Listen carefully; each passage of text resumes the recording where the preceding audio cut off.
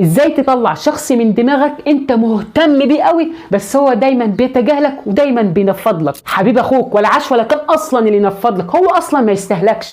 اول حاجه هي السوشيال ميديا. من اللحظه دي امنع نفسك انك انت تدخل تاني عنده على السوشيال ميديا، ولا بقى تدخل بقى على الانستجرام بتاعه فتشوف مثلا هو نزل ستوري جديده ولا لا، او مثلا تدخل مثلا عنده على البروفايل على الفيسبوك فتشوف مثلا اخر اخباره، عمل بوست جديد عن ايه وكده. الحاجات اللي انت بتعملها دي انت كده بتدي رساله لعقلك ان الشخص ده هو محور الاهتمام والتفكير، فبالتالي طبعا يا باشا عقلك هيسمع كلامك فيبتدي بقى يشغل دماغك بالتفكير في الشخص ده. فعلشان تقلل وتمنع ان عقلك يقعد يفكر ويهتم بالشخص ده، اول حاجه زي ما اتفقنا تعملها ايه؟ هو من اللحظه دي انك انت ما تدخلش تاني على السوشيال ميديا عنده. تاني حاجه، اول لما تلاقي نفسك عمال تفكر في الشخص ده اوعى تجبر نفسك انك انت تبطل تفكير في الشخص ده.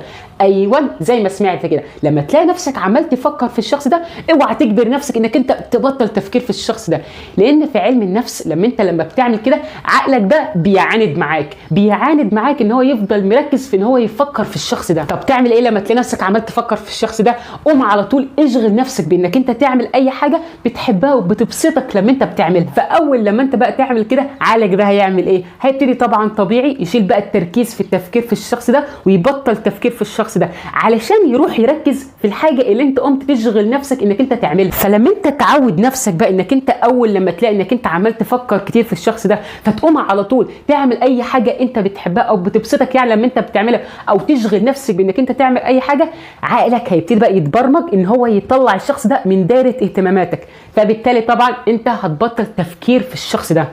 اخر حاجه بقى، ما تعرضش نفسك لحاجات انت عارف لو انت تعرضت لها هترجع تفكر في الشخص ده تاني وتهتم بيه. زي مثلا بلاش كل شويه تدخل على الشات اللي ما بينكم وتقراه من تاني. زي مثلا انت عارف لو في حاجه لو انت سمعتها او شفتها هترجع انك انت تهتم بالشخص ده وتفكر فيه تاني.